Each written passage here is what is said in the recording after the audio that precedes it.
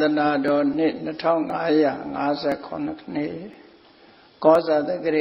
ရာ1386ခုနှစ်ကဆုံလဆန်း14ရက်2014ခုနှစ်မေလ12ရက်မန္တလေးတိုင်းဒေသကြီးပြင်ဦးလွင်ခရိုင်ပြင်ဦးလွင်မြို့နယ်အောင်ချမ်းသာရွာဓမ္မဒါဟယသာသနာစင်တာဓမ္မရတိမဟာဓမ္မတဘာဓမ္မယုံ၌ဆင်းကျင်းပပြုလုပ်အပ်သည့်စတုထအကျဉ်းမြောက်ကဆုံလပြည့်ဗုဒ္ဓနေ့အမတ်တရအကျိုးဓမ္မသဘင်အခမ်းအနား၌မင်းမှုမြို့ဒေါ်တင်တင်နှင့်တာဦးမြင့်ဦးလက်ထောက်အင်ဂျင်နီယာဒေါ်အေးမြင့်မြေမောင်ညာလင်းထက်မိသားစုမန္တလေးမြို့ဦးအောင်မြင့်ဒေါ်ရင်မေအကြီးတန်းအင်ဂျင်နီယာမိသားစုပြုံးလင်မြို့အောင်ချမ်းသာရွာဓမ္မပါဠအသင်းမန္တလေးမြို့ဝင်းမြင့်ဦးရွှေမိအထက်ဆင်မိသားစုပုံညသဟာယကုသိုလ်ရှင်ပေါင်းတို့၏အမတဒါနဓမ္မဒါနအဖြစ်ဖြင့်ဟောကြားအပ်သောကဆုံလပြည့်ဗျာဒိတ်တော်ပွဲနှင့်အမတ်တရပုံရိပ်များအကြောင်းတရားဒေသနာတော်ဒီနေ့ညတပါးသဘင်ခန္ဓာကိုရွှေဘုန်းတော်သခင်ရှင်တော်မြတ်ဖရာ၏မဟာကရုဏာဂုဏ်ရိပ်ဂုဏ်ကိုအာယုပြုကာကြည်ညိုဖွဲ့ဆိုအပ်သောဝန္ဒနာပနာမအာတိတဂါထာကိုရွတ်စုပူဇော်ခြင်းဖြင့်စတင်ကြရအောင်ယောကပဂောတိဟိပိယပမိယံကာလံကရွန်တော်တိဒုက္ခရာတိခေရံကတောလောကဟိတယနာထောနမောမာကာရုဏိကတတတယောနာထောဝိနိယမြာစွာတတ္တဝါဤချမ်းသာစေပွားလိုလားတောင်းတဂုံပေါင်းခါသဖြင့်နာထမြညာခြင်းရှင်တော်မြတ်ဖရာသည်ကပ္ပဂောတိဟိပိဂရေကဘာအရေးအတွက်သင်္ချာတို့ဖြင့်တော်လဲအဘေမေယံရေအတွက်တိုင်းတာဖော်ပြခြင်းငါမစွမ်းနိုင်ပါသောကာလံလေးအသိချေသိမ့်နေကဘာရှိကြသောကာလပတ်လုံးလောကဟိတယတတ္တလောကဤအကျိုးစီးပွားအလုံးငါအတိဒုက္ခရာနိဥစ္စာအသက်ချေလက်အင်္ဂါမေတ္တာကြီးမှသမိတာနှင့်တထာဇနီဆွန်ခြင်းကြီးဟုချက်တိထဝေငါးသွဲအစုအလွန်ခဲရင်သောမူတို့ကို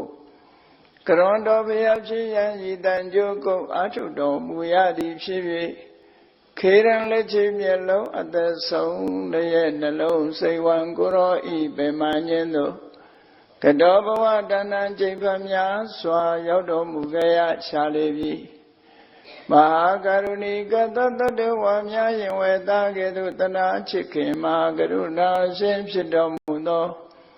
တသနာထသဝိနည်းများစွာတတ္တဝါဤချမ်းသာစီးပွားလိုလားတောင်းတဂုံပေါင်းခါသဖြင့်နာထပညာထိုရှင်တော်မြတ်ဖရာအားနမောယုတိပြောင်းပြော့မှန်ကိုလျော်၍ကရောယုကျိုးရှိခိုးခြင်းသည်အထုဘဝတုစင်စစ်မသွေဖြစ်ပါစေတည်း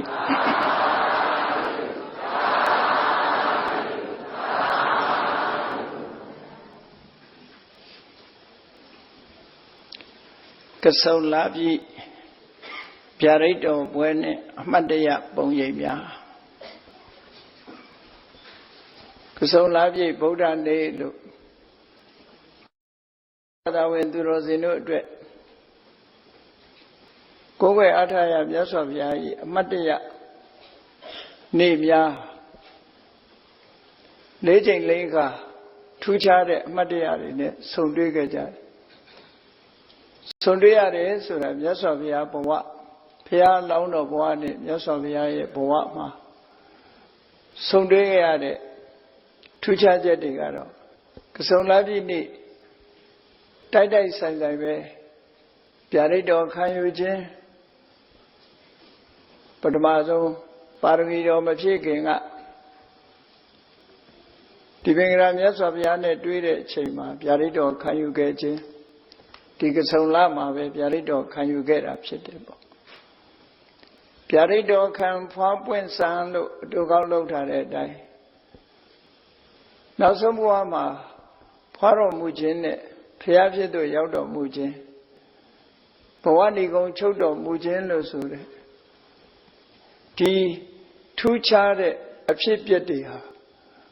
တိုက်တိုက်ဆန်ဆန်ကဆုံလာပြီနေမှာပဲဖြစ်ပျက်ခဲ့တယ်ဆိုတာကို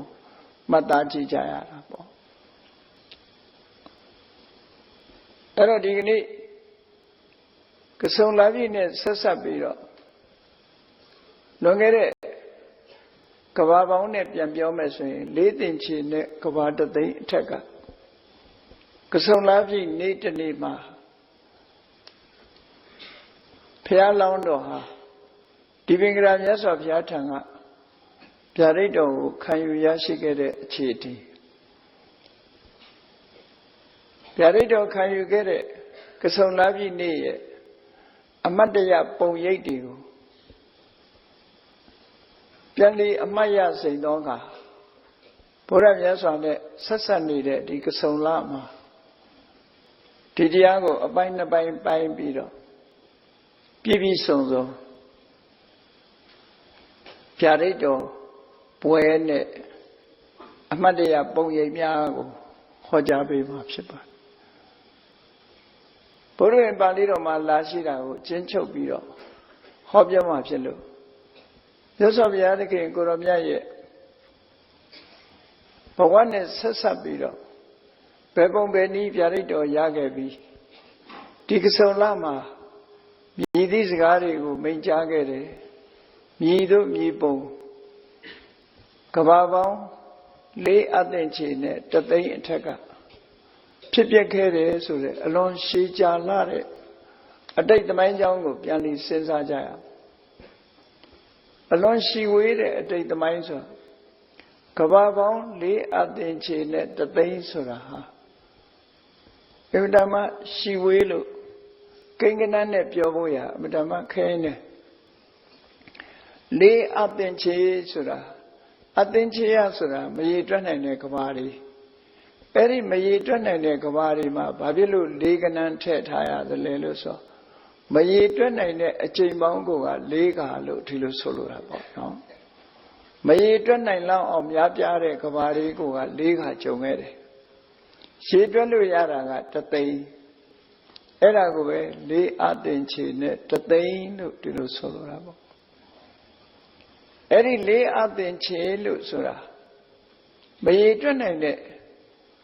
ကဘာဟာ၄ခါကြုံနေဆိုတာဂေါရမဘုရားအလောင်းဗျာဒိတ်တော်ခံခဲ့တဲ့24စုသောမြတ်ဗုဒ္ဓတွေထဲမှာဘုရားတဆူနဲ့တဆူကြားဟာအရေးအတွက်မရှိလောက်အောင်မမှတ်နိုင်လောက်အောင်ကြာညောင်းခဲ့တာ၄ခါကြုံခဲ့တယ်မှတ်တမ်းမတင်နိုင်လောက်အောင်ရှည်ကြာခဲ့တာ၄ခါကြုံခဲ့တယ်ဥပမာမဲ့ဒီပင်ကရာမြတ်စွာဘုရားပွင့်ပြီးတဲ့နောက်မှာကွန္တိညာဆိုတဲ့မြတ်ဗုဒ္ဓပွင့်တော်မူခဲ့တယ်တဆူပဲပွင့်တယ်အဲ့ဒီပင်ကရာမြတ်စွာဘုရားပွင့်ပြီးတဲ့နောက်မှာဘုရားမပွင့်ပဲနဲ့ဘလောက်ကြာသွားတယ်ဆိုတာအမှန်တမ်းကဘာပေါင်းမြောက်များစွာရေတွက်လို့မရတော့အောင်ကြာသွားလို့အဲ့ဒါကိုအသင်္ချေတစ်ခုလို့သတ်မှတ်ထားတယ်ကုဋ္ဌညာဘုရားပွင့်ပြီးတဲ့အခါမှာဘုရားပေါင်းဆက်ပြတ်သွားပြီးနောက်မင်္ဂလာဘုရားပွင့်လာပြန်အဲ့ဒီမင်္ဂလာဘုရားနဲ့ကုဋ္ဌညာဘုရားကြားမှာလည်းပဲကဘာပေါင်းဘလောက်ကြာတယ်ဆိုတဲ့အမှတ်အသားမရှိနိုင်လောက်အောင်ကြာညောင်းသွားတာဖြစ်တော့ကြောင့်အဲ့ဒါကိုတိအသင်္ချေလို့ဒီလိုယူပြီးတော့၄ခါကြုံခဲ့တယ်နောက်ဆုံးမှာဘဒုမုဒ္ဒရာမြတ်စွာဘုရားပွင့်တဲ့နောက်ပိုင်းမှာကြတော့တသိန်းဆိုတာရေးတွက်လို့ရတယ်ပေါ့အဲ့ဒါလို့၄အသင်္ချေနဲ့ကဘာတသိန်းဆိုတာဒီလိုဆိုလိုတာပေါ့အဲ့ဒီ၄သင်္ချေနဲ့ကဘာတသိန်းမတိုင်ခင်ကဒီပင်ကရာမြတ်စွာဘုရားပွင့်တော်မူတဲ့အချိန်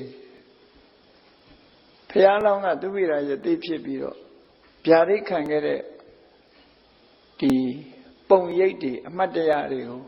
မှတ်တမ်းတင်ထားတဲ့အတိုင်းဘုန်းကြီးတို့တရားချစ်ခင်သူတော်စင်ပြိဿတ်တို့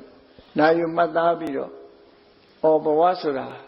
ဒီလိုစခဲ့တာပါလားဆိုတာ မြတ်စွာဘုရားရဲ့အတိတ်ဘဝပြန်ပြောင်းပြီးတတိယလို့ဘုရားပူဇာမင်္ဂလာကုသိုလ်ဖြစ်စေခြင်းအကျိုးမှာဒီကနေ့အမတ်တရအနေနဲ့ကဆုံလာပြီဗျာဒိတ်တော်ပွဲနဲ့အမတ်တရပုံရိပ်များဆိုတာကိုနှစ်ပိုင်းခွဲပြီးတော့ဟောပြောပါအဲ့တော့သူမိတာယသိရဲ့အကြောင်းဒီအမရဝတီဆိုတဲ့မြို့မှာအမတမချမ်းသာတဲ့တထေးသားတယောက်မိဘတွေဆုံးသွားလို့မိဘတွေရဲ့လက်ထက်ကအမွေပစ္စည်းတွေရွှေတိုင်းငွေတိုင်းဗန္ဓာတိုင်းတွေကိုဖွင့်လှစ်ပြီးတော့စင်းအင်းနဲ့ကွာဗန္ဓာစိုးတွေကသူ့ကိုအနှံ့တဲ့နေမှာသူ့ရဲ့အတွေးဟာဘလို့တွေးမိတယ်လဲလို့ဆိုဒီလောက်များပြားတဲ့ပစ္စည်းတွေငါရဲ့ဘိုးဘွားမိဘတွေရှာကြံသွားတယ်ရှာပြီးတော့သူတို့တော့တယောက်မှမရှိကြတော့ဘူးဒါတွေအလုံးထားသွားခဲ့ကြတယ်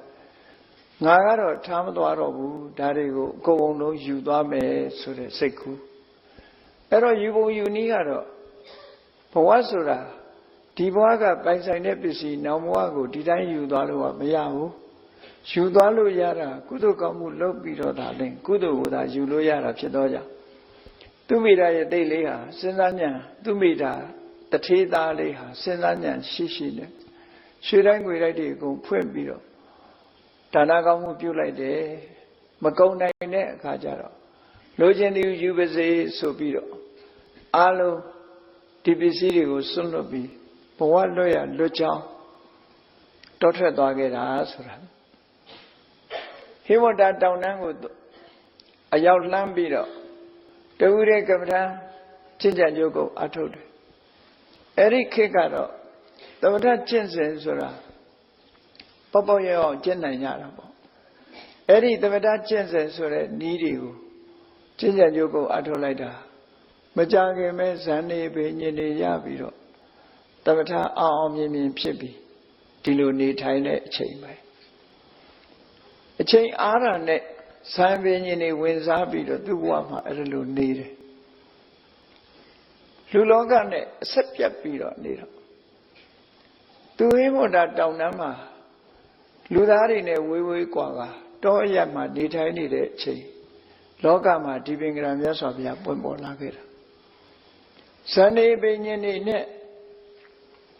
ပျော်မွေ့နေတဲ့ပုဂ္ဂိုလ်တူတယောက်ပါနော်သမထကျင့်စဉ်နဲ့ကျင့်ပြီးတော့နေထိုင်တဲ့ပုဂ္ဂိုလ်ဟာဖယားပွင့်လို့ဖြစ်ပေါ်လာတဲ့အတိတ်နမိတ်တွေကိုဘာတစ်ခုမှမသိလိုက်ဘူးသူ့ရဲ့ဇန်ပင်ညင်နေတဲ့မှာပဲသူကနစ်မြုပ်ပြီးတော့နေသည့်အတွက်ကြောင့်ဒီပင်ကရာမြတ်စွာဘုရားလောကမှာပွင့်လာတာဆိုတာတွေကိုသူမသိလိုက်ဘူးအဲ့ဒါလို့မသိလိုက်တော့ဒီနေ့ကျတော့ထုံတန်းစင်လာတိုင်းလူပြည်လမ်းကြောင်းခရီးဘက်ကိုကောင်းကင်ယံကနေပြီးတော့ပြန်လာတယ်ကောင်းကင်ကနေပြီးတော့ဇန်ပင်ညင်နဲ့လာတဲ့ပုံပန်းတရံလေးကိုစတင်ပြီးတော့ဘယ်လိုပြောထားတော့လို့ဆိုအဟန္တေနသမယေနနိခမိတဝါတကတ္တမသူကသူပြန်ပြောပြတာအဲ့ဒီတုန်းကတဲ့ငါဟာကမ္မထမ်းကျောင်းလေးကနေထွက်ခဲ့တယ်ဒီပင်ကရာမြတ်စွာဘုရားပွင့်နေတာသိလို့မဟုတ်ဘူးကမ္မထမ်းကျောင်းလေးကထွက်လိုက်တယ်တဲ့ထွက်ခွာခဲ့တယ်လူပြည်ခရီးကိုဇန်အောင်စီးပြီးတော့လာဖို့ကမ္မထမ်းကျောင်းလေးကထွက်လိုက်တယ်အဲ့ဒီတုန်းကတော့ကမ္မထမ်းကျောင်းလေးတွေဆိုတာသိရမိုးဝါးနဲ့ဆောက်လုပ်ထားတဲ့နေဖြစ်ကိုဆောက်ဦးကလေးပေါ့ခုခေတ်ဆိုရင်တော့ meditation ကုတီခေါ်မှာပေါ့နော်ဆောက်ဦးသေးသေးလေးနေဖြစ်ုံလေးတောထဲမှာတော့တဲထိုးနေတယ်ဆိုပါစို့အဲ့ဒီတဲလေးတွေကအတ္တမလို့ခေါ်တယ်ယသိတွေနေတဲ့ကျောင်းသင်္ကန်းကျောင်းလို့လည်းခေါ်တယ်အဲ့ဒီယသိတွေနေတဲ့အတ္တမဆိုတဲ့သင်္ကန်းကျောင်းတွေကထွက်လိုက်တာထွက်ပြီးတဲ့အခါဇန်ပိန်ညတကိုးနဲ့ကောင်းကင်ကိုပြန်တန်းပြီးတော့သွားတယ်အဲ့ဒါလို့ပြန်တန်းသွားတဲ့အခါမှာသူဝတ်ထားတဲ့အဝတ်ကဘာလဲလို့ဆိုရင်ဝါကစီရာလို့ခေါ်တယ်လျော်တေအဝတ်လျော်တေဝတ်ဆိုတာလျှော်လေးတွေကိုအမြင်လုပ်ပြီးတော့ထုံးဖွဲ့ပြီး ဖြစ်ကြဆန်လောက်ထားတဲ့လုံယုံဝတ်တဲ့အဝတ်မျိုးပေါ့နော်ဒီနေရာမှာဝါကစီရာဆိုတဲ့ပါဠိလိုဝါကစီရာလို့ခေါ်တယ်လျှော်တဲ့အဝတ်မြန်မာလိုလျှော်တဲ့အဝတ်လို့ခေါ်တဲ့ဝါကစီရာစာပေကျမ်းကမှာဘယ်လိုပြောထားတော့ဆိုဖြူစံမြက်ဆိုတဲ့မြက်တစ်မျိုးကိုအမြင်လေးတွေလှုပ်ပြီးတော့တစ်ခုနဲ့တစ်ခုရောရှက်ရက်လှုပ်ပြီးတဲ့အခါမှာဝတ်ဆင်တဲ့အဝတ်မျိုးလို့သူပြောတယ်ဖြူစံမြက်ကိုဝတ်လို့ရအောင်ပေါ့ထုံလေးတွေထုံတစ်ခုနဲ့တစ်ခုဆက်ပြီးတော့ချီနှောင်ပြီးတော့လူရဲ့အပူအေးကာကွယ်ရုံလေးကိုယ်ကိုယ်တိုင်လဲလှုပ်လို့လွယ်တဲ့ဟာအဲ့ဒီလျော်တီအဝတ်လို့ခေါ်တဲ့ဒီအဝတ်ကိုကောင်းကင်ယံကဝတ်ဆင်ပြီးတော့ကောင်းကင်ယံကလာလိုက်တဲ့အခါကျတော့လေလေးတွေကတိုးတဲ့အခါကျတော့ဒီလျော်တီအဝတ်လေးတွေကလွင့်နဲ့လာလှမ်းပြီးတော့ကြည့်လိုက်မယ်ဆိုလို့ရှိရင်လျော်တီအဝတ်ကိုဝတ်ဆင်ထားတဲ့သူမိတာဇံပြန်ရသေးဟာကောင်းကင်ယံကနေလာနေလိုက်တာအလွင့်ဒီအဝတ်ကလေးကလွင့်ပြီးတော့နေတယ်ပေါ့အဲ့ဒါလို့ကောင်းကင်ကလာခဲ့တာကိုသူကအမှတ်တရပြန်ပြောပြတယ်နော်ဒုနန္တောဝါကစီရာနိခိစ္ဆာမိအံပရိဒရာအဲ့ဒီတုန်းကကောင်းကင်ယံမှာလျော်တေအဝတ်တည်းတလွင့်နဲ့ခါရမ်းပြီးတော့ကောင်းကင်ခကြီးကနေပြီးလူပြည်ဘက်ကိုပြန်လာလိုက်တယ်ပြန်လာလိုက်တော့လူပြည်ခကြီးရောက်လာတဲ့အခါမှာမြေပြင်ကိုလှမ်းပြီးတော့ကြည့်လိုက်တယ်ကြည့်လိုက်တဲ့အခါကျတော့ဖွေးလှုပ်နေတဲ့လူအုပ်ကြီးဟာလမ်းခကြီးကိုအာကျိုးမှန်တဲ့ပြင်ဆင်ပြီးတော့နေကြတယ်လမ်းနေရှင်းနေကြတယ်စင်တာစာတွေလုံနေကြတယ်ငပြောပင်အရှင်နေစိုက်ကြတယ်ကြံပင်နေစိုက်ကြတယ်ရာဇဝတ်တွေကားတယ်လမ်းတွေကိုဖိုးကြတယ်ညှိကြတယ်လူထုတွေဟာတပြောတပါးလမ်းကြောင်းကြီးကိုမြို့တော်ဝင်မဲ့လမ်းကြောင်းကြီးကိုရှင်းလင်းပြီးတော့နေတာကိုကောင်းကင်ယံကကြည့်တော့ဒါတွေကိုမြင်တယ်မြင်လိုက်တော့လူတွေကလည်းပဲအာကျိုးမှန်တဲ့ပျော်ပျော်ပါးပါးနဲ့လမ်းတွေကိုအားတက်တရောရှင်းလင်းနေတာကိုသူမြင်လိုက်တဲ့အခါကျတော့ဘာလို့နေကြတာပါလဲလို့သိချင်တာနဲ့ကောင်းကင်ယံကနေဆင်းသက်လိုက်တယ်ဆင်းသက်ပြီးတော့လူတွေထံချင်းကပ်ပြီးတော့မေးတယ်အေးဘသူအတွက်များဒီလမ်းကိုရှင်းနေကြတာလဲလမ်းကိုဘသူအတွက်တန်းစာဆင်းနေကြတာလဲမငြင်ညာတဲ့နေရာတွေဖို့နေကြတယ်ရေတွေရှိတဲ့နေရာဘွက်တွေရှိတဲ့နေရာကို6သွေးအောင်လုပ်နေကြတယ်မျက်ရှိတဲ့နေရာတွေကိုရှင်းနေကြတယ်အားတက်တဲ့ရောလူတွေလုံနေတာကိုသွားပြီးတော့မေးမြန်းတဲ့အခါကျတော့လူထုတွေကသူ့ကိုဘာပြောသလဲလို့ဆိုတော့လူတွေကဘသူ့အတွက်လုံနေတာလဲလို့မေးလိုက်တဲ့အခါကျတော့ရှင်အသေးတဲ့လောကမှာဗုဒ္ဓလောကေအနုတ္တရောလောကမှာအမြတ်ဆုံးပုဂ္ဂိုလ်ဖြစ်တဲ့ဗုဒ္ဓဆိုတာပွင့်ပေါ်နေပြီတဲ့ဥပ္ပစ္စည်းလောကနာယကောလောကကြီးကိုဥဆောင်မဲ့ပုဂ္ဂိုလ်သူပုဂ္ဂိုလ်မြတ်တရားဝါတွေကိုဒီလမ်းပြမဲ့ကောင်းရဘုံကိုလမ်းပြမဲ့သို့မဟုတ်ကောင်းတဲ့လုပ်ငန်းတွေကိုလမ်းပြဟောပြောမဲ့ဗုဒ္ဓဆိုတာလောကမှာပွင့်နေပြီတဲ့ဒီပင်္ဂရာလို့ခေါ်တဲ့ကိလေသာတွေပေါ်မှာအောင်ပွဲခံခဲ့တဲ့ပုဂ္ဂိုလ်သူများဟာလောကမှာထင်ထင်ရှားရှားပွင့်နေတာဖြစ်ပါတယ်လို့ယသိလေးကိုပြောကြတဲ့အခါမှာသူမိတာယသိကဗုဒ္ဓလောကေနုတ္တရောလောကကြီးမှာအမြတ်ဆုံးဗုဒ္ဓပေါ်လာပြီလို့ဖြစ်ပေါ်လာပြီလို့ဆိုတဲ့သတင်းလည်းကြားလိုက်ရောသူကလည်းဗေဒကျမ်းတက်ယသိတူပဲဗေဒကျမ်းကန်ထဲမှာဗုဒ္ဓဆိုတဲ့ပုဂ္ဂိုလ်သူပုဂ္ဂိုလ်များဟာလူသားထဲမှာပေါ်တော့ပေါ်ခဲ့ရမယခပေါ်လာနိုင်တယ်ဆိုတာဝေဒကျမ်းတွေထဲမှာရှိတယ်နော်ပုဂ္ဂိုလ်သူပုဂ္ဂိုလ်များတွေပေါ်လာနိုင်တယ်အခုခေတ်သိကြသလိုပေါ့စကြဝဠာမင်းဆိုတာဖြစ်တတ်တယ်ဆိုတာမျိုးလို့ပေါ့နော်ဗုဒ္ဓဆိုတဲ့ပုဂ္ဂိုလ်ဟာလောကမှာပေါ်လာတတ်တယ်ဆိုတာရှားရှားပါပါအမတ္တမထူးခြားတဲ့သတင်းကိုကြားလိုက်ရတဲ့အခါမှာသူ သူစိတ်ထဲမှာတသိမ့်သိမ့်နဲ့ပီတိတွေဖြစ်သွားအလုံးကိုစိတ်ထဲမှာနှစ်ချိုက်သွားတယ်ဘုန်းကြီးတို့တွေကတော့ဖျားပွင့်ပြီးတဲ့နောက်မှာလူလာဖြစ်ကြတယ်ဖျားဆိုတဲ့တရင်ကလည်းငယ်တုန်းကပြောတန်ကြားပြီမဲ့လို့သိပြီးတော့ဒီလိုပီတိတော့တခါမှဖြစ်ဘူးဘုန်းကြီးတို့မှာနော်တခါမှဖြစ်ဘူးဖျားဆိုတဲ့အတန်မကြားဘူးတာတော့မဟုတ်ဘူးကြားလာခဲ့တယ်ကိုယ့်အကိုပြန်စဉ်းစားကြည့်မိတယ်တို့တွေဗုဒ္ဓဆိုတာကြွတင်ပြီးတော့သိထားတာလည်းမရှိဘူးမိဘဘိုးဘွားတွေကဖျားလို့ပြောတာတော့ပဲတို့တွေကြားပြီးတော့ဖျားဆိုတဲ့အတန်ကြားလိုက်တာ ਨੇ ခုသူမိတာရဲ့သေးလို့ပီတိတွေဖြစ်သွားတာဆိုတာတခါမှမကြုံခဲ့ရပါလားလို့ဒီလိုစဉ်းစားမိတယ်သူမိတာရဲ့သေးလေးကတော့ဗုဒ္ဓဆိုတာကြားလိုက်တာ ਨੇ စိတ်နှလုံးဟာအေးချမ်းပြီးတော့ပီတိတွေဖြစ်သွားတယ်တကူလုံးတိမ့်တိမ့်တုံဖြစ်တယ်အဲ့ဒါလို့ဖြစ်တာဘယ်သူဖြစ်ဖူးသလဲလို့ဆိုရင်မြတ်စွာဘုရားလက်ထက်တော်အခါကာလတုန်းကလည်းရာဇဂိုကိုရောင်းကိုဝယ်သွားတဲ့သုဒ္ဓတလို့ဆိုတဲ့အနာရဝိတထေးဟာရာဇဂိုတထေးကြီးထံကနေပြီးတော့ဖျားကြွလာမယ်ဗုဒ္ဓဆိုတဲ့ပုဂ္ဂိုလ်များကိုဆွမ်းကပ်ဖို့ပြင်ဆင်နေတာပါလို့ပြောလိုက်တာနဲ့ပဲကြက်သေးတွေထသွားတယ်သူကကြက်သေးမွေးခြင်းတွေထပြီးတော့တညာလုံးဒီဗုဒ္ဓဆိုတဲ့ပုဂ္ဂိုလ်သူများကိုတွေ့ခြင်းလို့တညာလုံးသူအိတ်လို့မရဘူးခဏခဏနိုးတယ်လဲမဲ့ထင်ပြီးတော့ဗုဒ္ဓဆိုတဲ့ပုဂ္ဂိုလ်နဲ့တွေ့ခြင်းလို့စိတ်ထဲမှာအဲ့ဒါလိုဖြစ်ခဲ့တယ်ထူးခြားတဲ့ပုဂ္ဂိုလ်တွေမှာအဲ့ဒါလိုဖြစ်နိုင်တယ်ထူးခြားတဲ့ပုဂ္ဂိုလ်တွေကြတော့ဗုဒ္ဓဆိုတာသိလိုက်တာနဲ့ပဲစိတ်နှလုံးဟာဝမ်းသာမှုတွေပီတိတွေဖုံးပြီးတော့သွားနိုင်တယ်တခါတရံကြတော့ငယ်စဉ်ကမကြားဘူးတဲ့စကားလုံးတွေကိုကြားတော့လေဘာရဲ့လို့လဲအမတ်တရမဖြစ်ခဲ့ဘူးပေါ့နော်ပြန်စဉ်းစားကြည့်ရင်ကိုယ့်ဘဝကိုတခါတော့ကငယ်လေးလူဘဝရောက်စပေါ့လူဘဝရောက်စမှာ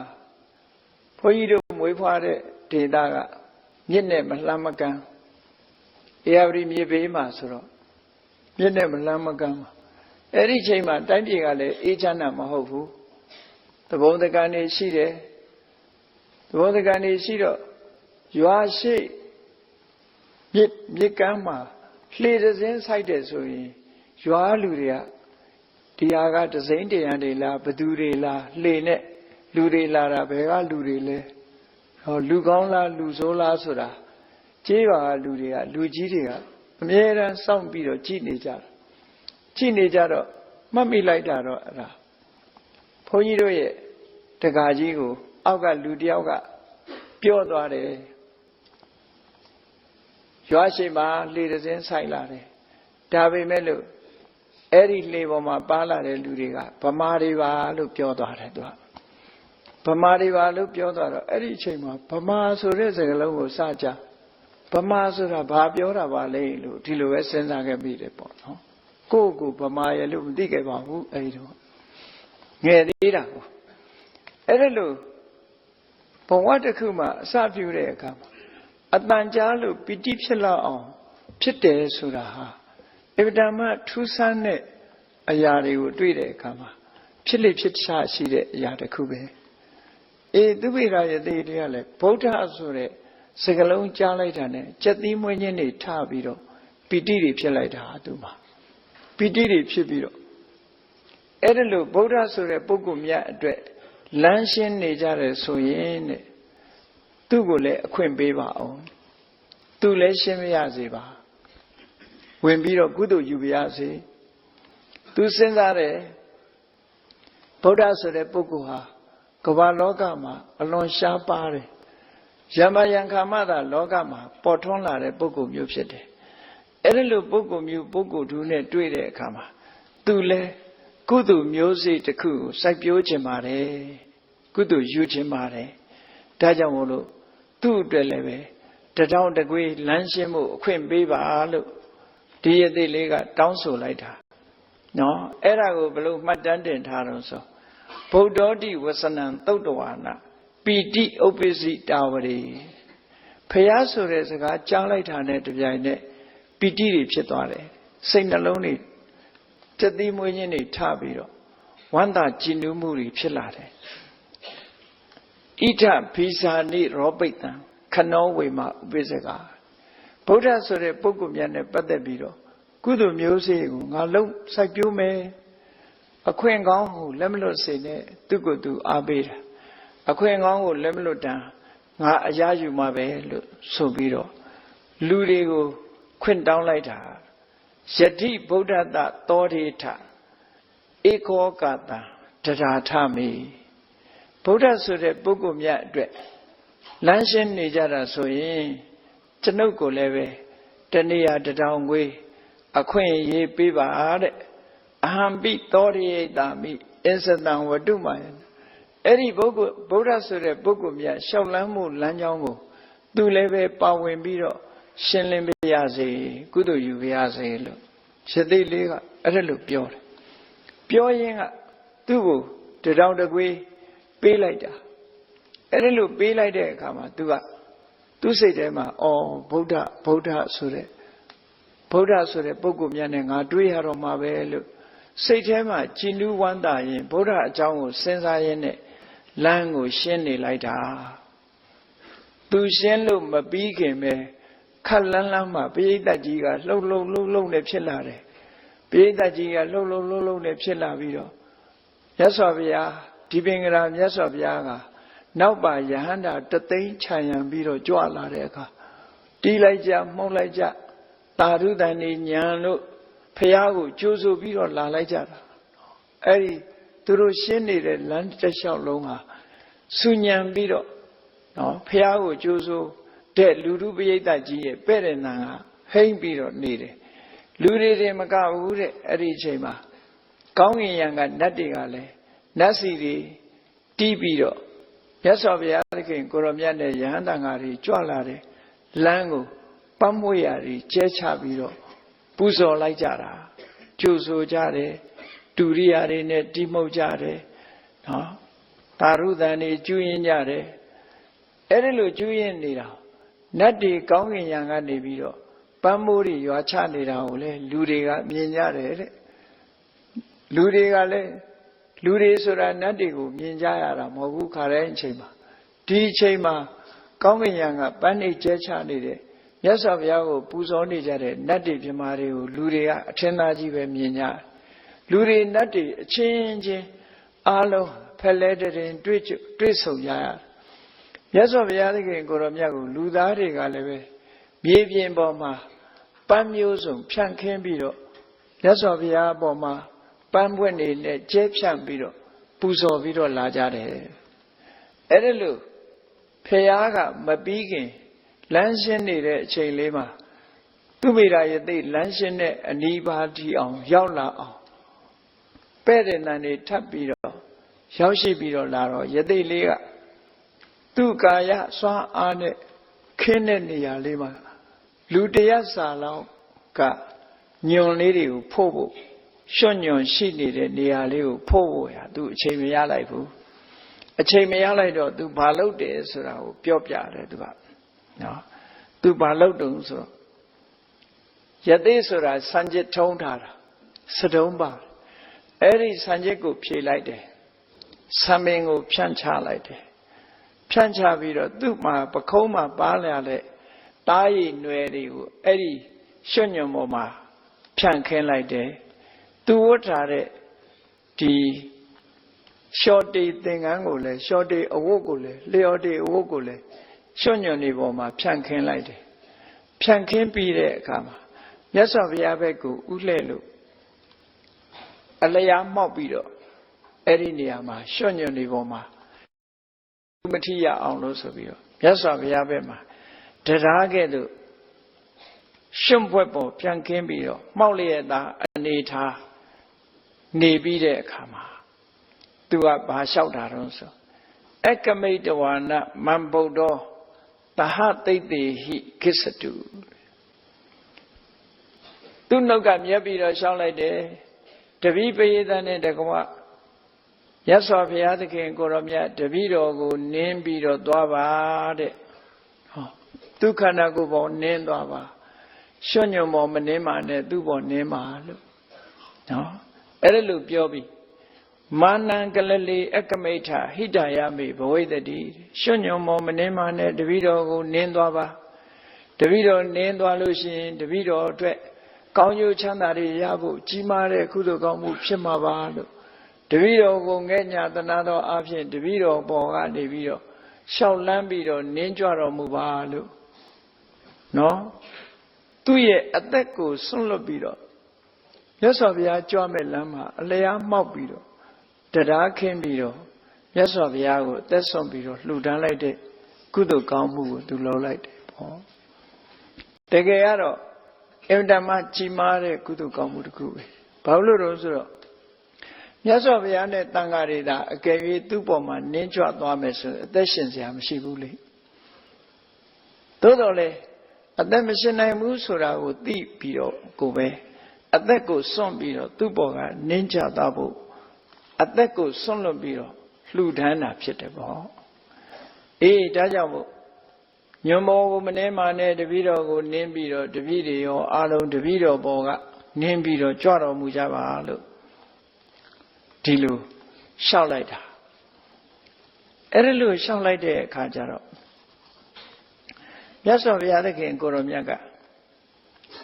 Tell out, Swan RTG net. Akulu. Tati Shishine Kanago, Alea Kimbiro, Alea Mobilo, Dara Kimbiro, Lure, Diadego, Jibi. No, yes, of the other king, Goromiaga. A gay catable. Debiro, and always counted Boguvala. Sobiro, a gay cate. Erelu, gay capiro, Jibi deca. Yes, of Yaga, Piare Sagago. Majaro Mugera Chetabo. Piarizagago, Majaro Mugere. Peluviarizaga, Majaro, no solution. Dear Dilly hard. A dinda the cook. Lomyaude Kama. Mayimadrona la Kabari. A cook. Tiganiga, Kababom Yom Yazwa. Cholonda bide Nama Ngalube Lokama Boda to Supsele Melu. Yes, of Yadikin Koromiaga Piatita Lusre, no dom yet beetle, Majaro Muget. Erodiniama sends us the abon. Yes, of Yaga Barmi down Mapia did it. Tumida Yadu. Perhaps Chile Melu Surahu, Pajam Piona solution. သူရဲ့စိတ်ဆန္ဒတွေဟာဘယ်တော့ပြင်းထန်နေတယ်ဆိုတာကိုသိတယ်။အဲဒီစိတ်ဆန္ဒတွေပြင်းထန်နေတာကိုသိလို့မြတ်စွာဘုရားသခင်ကိုရောမြတ်ကပြရိစကားမိန့်ကြားတာဖြစ်တယ်။အနာဂတ်ဟောစရံမှန်သမျှပစ္စုပန်အခြေအနေကိုကြည့်ပြီးတော့ပြောတာ။အခုခေတ်လူတွေလည်း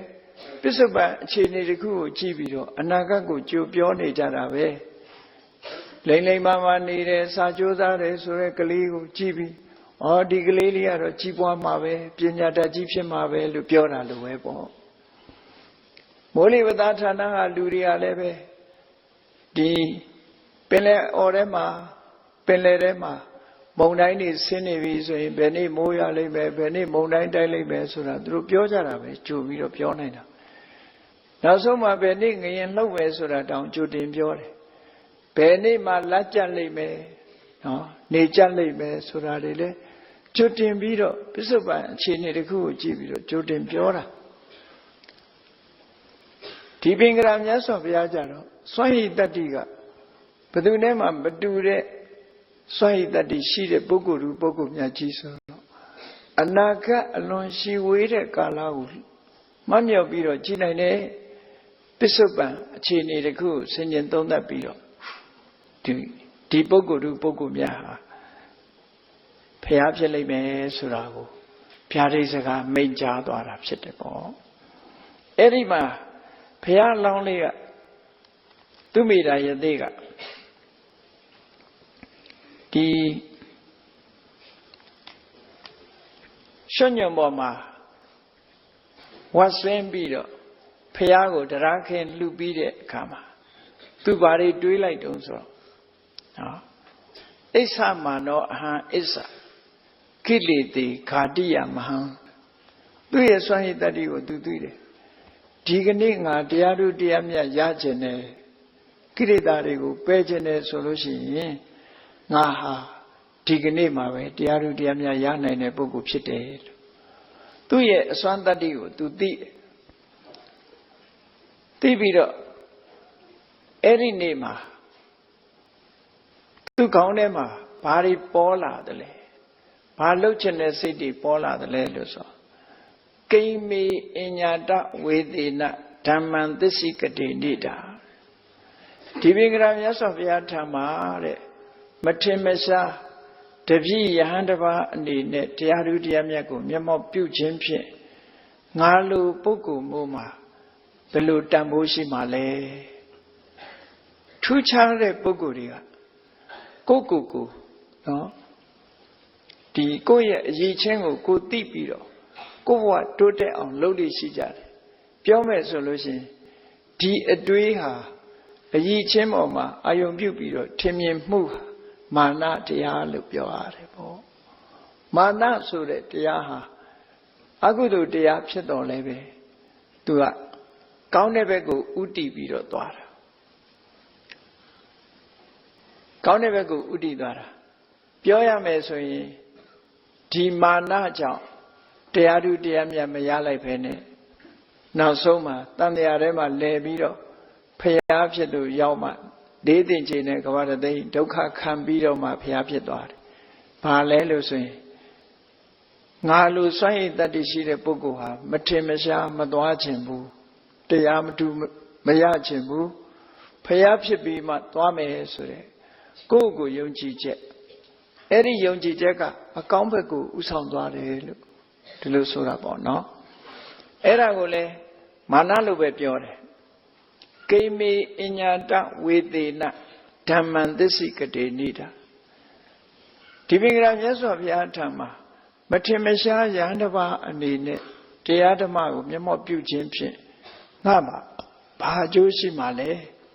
သဗ္ဗညုတံပါပုနေတဝါဗုဒ္ဓောဟိတံတတိဝကေဒါနဲ့ကွာသောလောကကြီးမှာ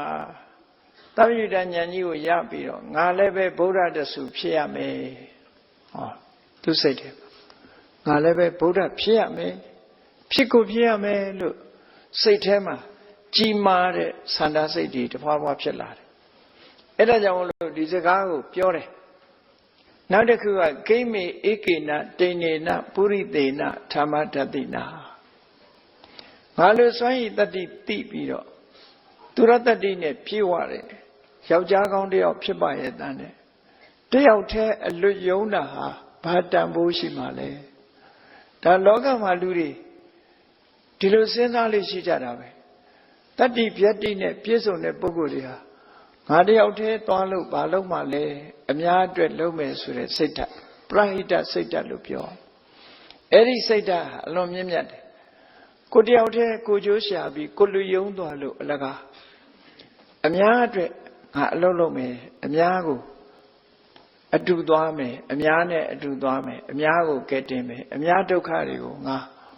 သက်သာရစေမယ်ဆိုတဲ့ဒီစိတ်ဓာတ်မျိုးပေါ့သဗ္ဗညုတံပါပုနေတဝါတန္တာရေတံတတေဝကနတ်နေကွာသောလူတွေကိုသဗ္ဗညုတဉာဏ်ရရှိပြီးဖျားဖြစ်လို့ရောက်ပြီးတဲ့အခါမှာငါကဲတင်မယ်လို့ဒီစိတ်ဓာတ်တွေတဖွာဖွာဖြစ်ပြီးတော့မိမိကိုဝတ်ဆင်းလို့တရားခင်းတဲ့အခါမှာသူ့ရဲ့ဆုတောင်းချက်ကလေးကဘာလို့ဆိုလို့ရှိရင်ဣမိနာမေဓိကာရေနကတေနပုရိသုတ်တမေပုရိသုတ်တမဆိုတာ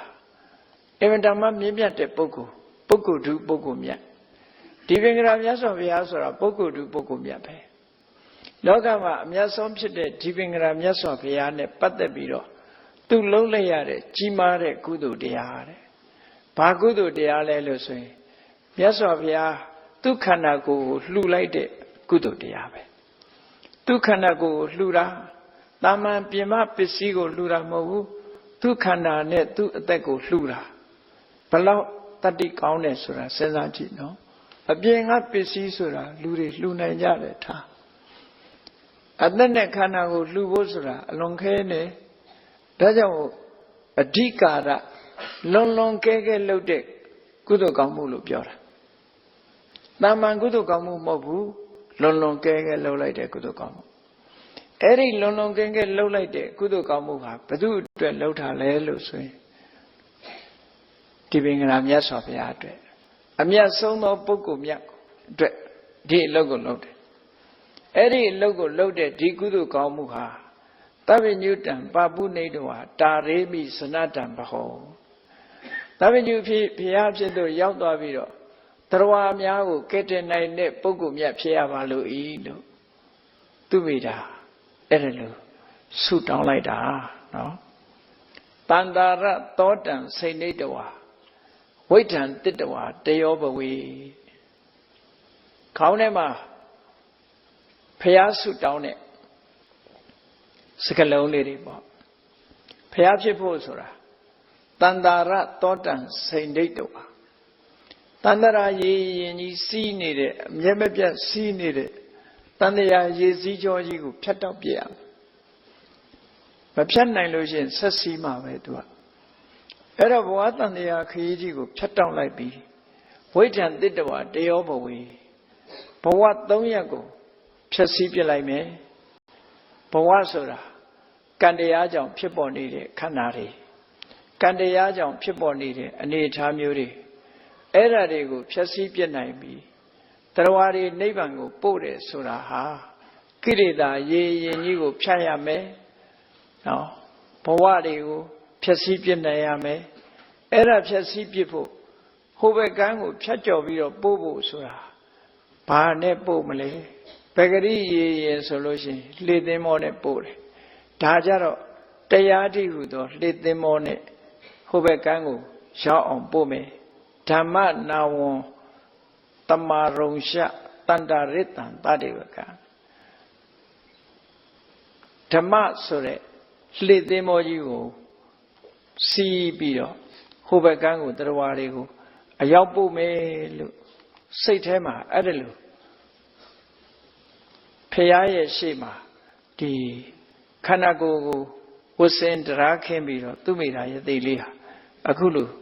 ဆုတောင်းခဲ့တာဖြစ်တယ်ပေါ့အဲ့ဒါလို့ဆုတောင်းခဲ့တဲ့အတိုင်းအဲ့ဒါလို့ဆုတောင်းပြီးတော့ကုသိုလ်ကောင်းမှုလုပ်တဲ့ယသိလေးကိုဒီပင်ကရာမြတ်စွာဘုရားကစိတ်စိတ်ကြည့်ပြီးတော့ဖြာရိပေးပုံလေးကိုမှတ်တမ်းတင်ထားတာတော့ဘလို့မှတ်တမ်းတင်လို့ဆိုဒီပင်ကရောလောကဝိတုအာဟုတိနံပဋိက္ခဟောလောကကိုလောကလူသားတွေရဲ့အကြောင်းလောကကြီးရဲ့အကြောင်းစုံစုံစိတ်စိတ်ပြည့်ပြည့်ဝဝသိတော်မူတဲ့ဒီပင်ကရာမြတ်စွာဘုရားပူဇော်ထုကိုခံတော်မူလိုက်တဲ့နေရာမှာအထူးချွန်ဆုံးဖြစ်တဲ့ဒီပင်ကရာမြတ်စွာဘုရားကဥတ္တိတကေမန္ထတဝါနာဣဒံဝဆနာမပြဝီဆုတောင်းပြီးလိုက်တဲ့အချိန်လေးမှာနော်သူ့ခေါင်းရင်းကနေရက်ထည့်ပြီးတော့ဒီပင်ကရာမြတ်စွာဘုရားရဲ့နှုတ်ကအတန်တစ်ခုထွက်ပေါ်လာခဲ့တယ်တဲ့ပတ္တထဣမံတာပတံစတိလံဥက္ခတာပနံကြည်စမ်းနဲ့ဒီအသေးလေးကိုကြည်ကြစမ်းစတိလံဥက္ခတာပနံတကယ်ကိုသက်စွန်ကျိုးပန်းအားထုတ်တဲ့ဒီအသေးကိုကြည်လိုက်ကြစမ်းပရိသတ်ကြီးကိုမြတ်စွာဘုရားကပြောလိုက်တဲ့အထိဟေးဒီအသေးကြည်ကြစမ်းအပရိမေယေဣတောကပ္ပေဗုဒ္ဓောလောကေဘဝိတတိ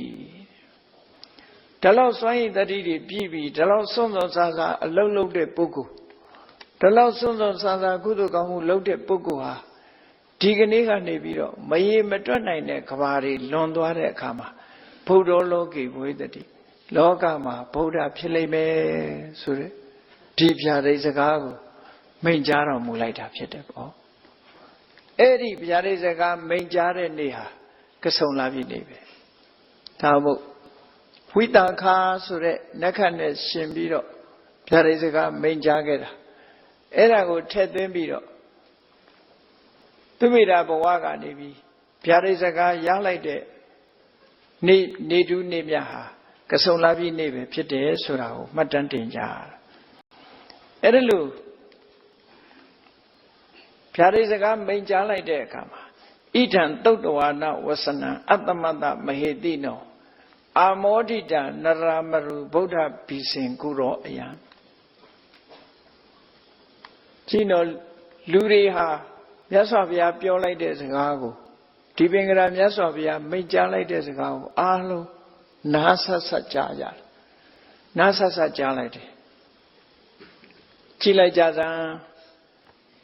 Evadama Chuban Ato Sonza Yere Dia de Leha Kababom Yamyazwa Lone Kama Buddha Pili Me Sure Tibia de Gago T Yasavia Major de Gago Chile de Kama Payashi Mau Yoni Jare Chimalare Lubrata Nabrata Chia Papia Donso Tata Neve Akugeso Aozasu so at Nanjibom Habo no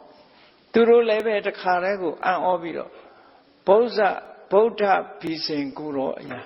Payam Yusi the he Payam Yusi the he Payam Bugu the he Sobio Peda Giga Mi Hey Biro Tata Netwalagera at each chamber Payam Yusi the he Payam Launi the he Sobiro Two charted Zedi the Wow Yakenonga, Divingram Yasoviane, Yanigu, Gini, Melonia, Pay Young Dwaron, so Dumira, you label my subium Yaudwaja. Payam you see the hay, so be your wine be your chicha. Ello G, near chamber, Yasoviaga, Goromiaga, Shisabiro, Kijwa like day, Leia Chino Vega, Sudden Miaubiro, Shao Lambi, Jwadwaro Mugere, Shao Demi. Now like Jahanda, leading a leve, Pia lonely, Tubida Yadeu, Pia music, Pide Soviro, Tayu the Tuye Leia Vega Nebi, a you the baby. Jahanda Reha, Pia long, you did Sure, Sagale Arima Pare, no? Tayu the Sura, Lisa Pure. Perhaps a me book of yellow, Lisa Sure, David. Lily Saza Chishu Bido, Yahana de Hale, Shao Loe Bido, Languega de Bido, Alu, Chua Dwajare. Tibingra Buddha ne Yasavia, Alu Chua Dware Kama. Piarido Van Semialayare, Tubida Yadelia, Pelu ne Tashi Rosolution. Tuki na Tuki don Hoti. E Satema, Wandale, Jinure. Alongo wanda. Pemani lari, the Kuam Shiro, Duki na Duki don. Senachili, Mahmoud and Samweli owners who don't wonder Lejara Mola. Tipo de Soleve, Chimagai Willemagai, Wanda Jara. The ring only Jala and Wanda Jara Mola. Tima, Payachi Mehe so that the Rini, Pedwara do Wamada Veni Mala. Alone Wanda Duki na Duki do Hodi. Say Wanda Mune, Pedwara, the go long, take Wanda Dwar. Pamuti na Pamuti do, Pamose na Pamodi do. One young Murine, the go long thing to one young. Pidia sa abita no. Nichai muso de Pidiale, the go long Lampomio, Jedimuini Talo. No, Jedimuini Talo. Pidia, Biom, Yamuja Vale. Pidine, Bioni de Lua, Moyamala, Ziamala. Yellow negani, Mei, Trial, Tilupsita, no? Pidimia Corabo. One does the other in Jalusi in Luha. Morally, Plow one that Ramadiva, Academy being Mura Druid. No? I don't know one that is Chita. I will have only a Murelum Babu, Pidia, Abita, no. The Golonga, Piti, Lampombido, Tuare, Senachi. They could want that. They could want that cap. Allo, let's say. Panlengan, Abusi Tawari. Eri Chema. Demelin Quivio. Time like that. Condadonga, Payadi, Jahanda, they got Chotwavi Sure Kajara. Moya Mounty, then the Yagani Tavido, Demelin Liquivio, time like that. Every Demelin Qui like that, chain Leah. အင်တန်မှထူးခြားတဲ့အချိန်လေးဖြစ်သွားတယ်စัจ java လာ1000ကနတ်ပြမာတွေကဝိုင်းပြီးတော့ကြွေးကြော်ကြတယ်ဖះလောင်းတဲ့ဟေးဖះလောင်းတဲ့ဟေးဖះပွင့်မဲ့ပုဂ္ဂိုလ်တွေဟေးဆိုပြီးတော့ဖះဖြစ်မဲ့ပုဂ္ဂိုလ်တွေဟဲ့ဆိုပြီးတော့ဝိုင်းပြီးတော့ကြွေးကြော်ကြတာပလင်လဲခွေလိုက်ရောလောကကြီးမှာထူးခြားတဲ့ပုံရိပ်တွေနမိတ်တွေကလည်းပဲအများကြီးဖြစ်ပေါ်လာခဲ့တာ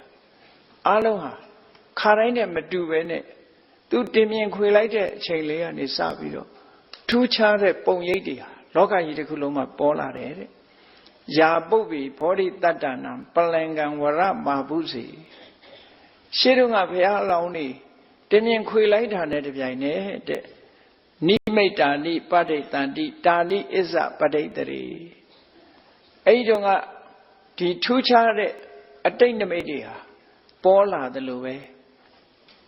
သူမိရာယသိလေးတင်မြင်ခွေထိုင်လိုက်တာနဲ့တပြိုင်နက်ဗျာဒိတ်ပန်းဆင်မြန်းပြီးတင်မြင်ခွေထိုင်လိုက်တာနဲ့တပြိုင်နက်လောကမှာအဲ့ဒီနမိတ်တွေဟာအကုန်လုံးလူတွေနတ်တွေထင်ထင်ရှားရှားသိနိုင်အောင်အရေးနမိတ်တွေဟာပေါ်ထွန်းပြီးတော့လာခဲ့တယ်ဆိုတာအဲ့ဒီအတိတ်နမိတ်တွေအကြောင်းကိုဒီဂါထာပေါင်း26ခုနဲ့ကြွေးကြော်ပြီးတော့ပြောဆိုခဲ့တာနော်အဲ့ဒီအတိတ်နမိတ်တွေပေါ်တာကိုထောက်လို့ရှိရင်ဒီပင်ကရာမြတ်စွာဘုရားဗျာဒိတ်စကားအတိုင်းဒုဝံဗုဒ္ဓဘဝိတ္တိသေချာပေါက်ဖျားဖြစ်မှာဝိုင်းပြီးတော့ပြောကြတာနော်ဒီလိုထူးခြားတဲ့ပုံရိပ်တွေနမိတ်တွေပေါ်လာမှာတော့ဖျားပြောတဲ့စကားဘယ်နည်းနဲ့မှမလွယ်ဘူးသေချာပေါက်ဖျားဖြစ်တော့မှာပဲဒုဝံဗုဒ္ဓဘဝိတ္တိဆိုတဲ့စကားလုံးတွေနဲ့အသုံးပြုပြီးတော့ဂါထာပေါင်း26မျိုးနဲ့ဂါထာပေါင်း26ဂါထာနဲ့လူထုတွေကနတ်တွေကနေပြီးတော့ confirmation လုပ်တယ်ပေါ့အတည်ပြုပေးကြတယ်အတည်ပြုပေးတယ်သူဝိဒါယသိလေးဖျားဖြစ်မယ်ဆိုတာသေချာတယ်ဆိုတာကိုအလုံးကနေဝိုင်းဝန်းပြီးတော့ဩဘာပေးကြတယ်အဲ့ဒီဂါထာပေါင်း26ထဲမှာကဆုံလာပြီနေ့ဖြစ်တာဟာထူးခြားချက်တစ်ခုပဲဆိုတဲ့စကားလုံးလေးပါတယ်ပေါ့နော်အဲ့ဒီထူးခြားချက်လေးအပါဝင်အလုံးပုံနမိတ်တွေအရေးနမိတ်တွေဘယ်လိုဖြစ်ပေါ်လာတယ်ဆိုတာနေ့ဖြင့်ကအပိုင်းနှစ်ကြတော့မှဆက်ပြီးတော့ရှင်းလင်းဖော်ပြမယ်အဲဒါကြောင့်မို့တရားချစ်ခင်သူတော်စင်ပြိဿပေါင်းတို့ဒီကဆုံလပြည့်နေ့ဗျာဒိတ်တော်ပွဲနဲ့အမတ်တရပုံရိပ်များဟာအဗဓမ္မထူးခြားတဲ့အနေအထားရှိတာဖြစ်သောကြောင့်အဲ့ဒါလို့ထူးခြားချက်အနေအထားရှိလို့ထူးခြားမှုတွေဆိုတာဟာပုဂ္ဂိုလ်မြတ်တွေနဲ့ပတ်သက်ပြီးတော့ဖြစ်ပေါ်လာတတ်တယ်အဲ့ဒီဖြစ်ပေါ်လာတတ်တဲ့ပုဂ္ဂိုလ်မြတ်တွေဟာလောကကြီးမှာပေါ်ပေါက်လာတတ်တယ်အဲ့ဒီပေါ်ပေါက်လာမှုဟာအဗဓမ္မအဩဝေယဖြစ်တယ်ဗုဒ္ဓနဲ့ပတ်သက်ပြီးတော့ဖျားမဖြစ်ခင်သူမိတာယသိဘဝဗျာဒိတ်ခံတဲ့အချိန်ကစပြီးထူးခြားချက်တွေဖြစ်ပေါ်လာခဲ့တာဖြစ်လို့ဗုဒ္ဓရဲ့ခုံတွေကိုအာယုံပြုပြီးတော့တာမန်ဗုဒ္ဓမဟုတ်ဘူးတို့တွေကိုးကွယ်နေကြတဲ့ဖျားတာမန်ဖျားမဟုတ်ဘူးဖျားဖြစ်စုပန်တဲ့အချိန်ကစပြီးတော့အခုလိုထူးခြားလာပြီးတော့ကြီးမားတဲ့လုံလဝိရိယနဲ့ပါရမီတော်တွေကိုဇွဲနဲ့နော်နောက်မဆုတ်ပဲနဲ့ဖြည့်ချင်းအားထုတ်ခဲ့လို့တို့တွေဒီကနေ့ကိုးကွယ်ရတဲ့ဘုရားဖြစ်သူရောက်တယ်ဆိုတဲ့ဘုရားရဲ့ခုံတွေကိုအာယုံပြုပြီးကြည်နူးဝမ်းသာစွာကဆုံလဗုဒ္ဓနေ့အမှတ်တရဖြင့်ပူဇော်နိုင်ကြပါစေကုန်သတည်း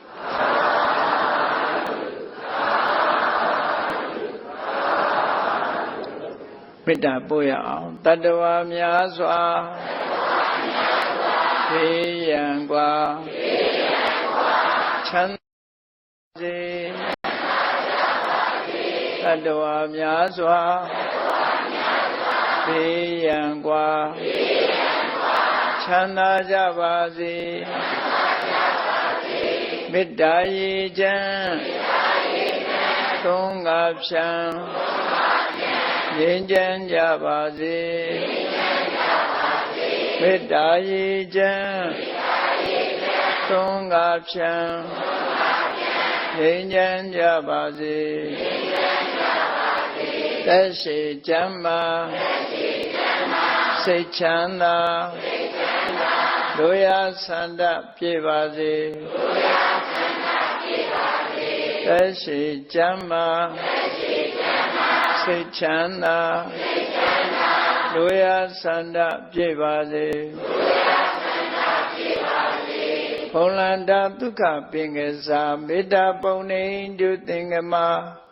မနောတရာတိတဝေတံဘဝယန္တုဒုက္ခန္တကမေတ္တာပုံနေတုသင်္ကမစုပေါင်းပုအမေတ္တာတဟုရောင်ပြူပါဝင်းငွေလာမင်းနှင့်ရောင်ခြင်းရှဲယုံပေါင်းဆောင်ရခြင်းကြောင့်တဝေတံကျွဲ့မဲ့ဥဒုံလုံးစုံများစွာတတ္တဝါတို့၏မနောတရာတိမြင်များဖြူစင်အေးကြည်လင်းသည့်ရေစဉ်ပြည့်တင်းစိတ်နှလုံးတည်ဟုသောရေအိုင်ကြီးအတွင်း၌ဒုက္ခပင်ကစားစင်ထာဝရအေးမြကြည်သာတာယာပွင့်လန်းချမ်းသာဒုက္ခတည်ဟုသောကုမုဒ္ဒရာကြာပန်တို့သည်ဖုံးလန်းတဝန္တာရွှေမြူဝမုံလူလျက်ကြည်နုဝဲကြုံဖူးပွင့်ကြကုန်သည်ဖြစ်၍ဒုက္ခနကလေအောင်လေးတဲ့ရောရှက်သင်ပြန့်ပိတိတိဟုသောယနံတို့သည်ဘဝယန္တုကောင်းစွာမဲ့တွေကြိုင်လိုက်၍နေကြပါစေကုန်တည်း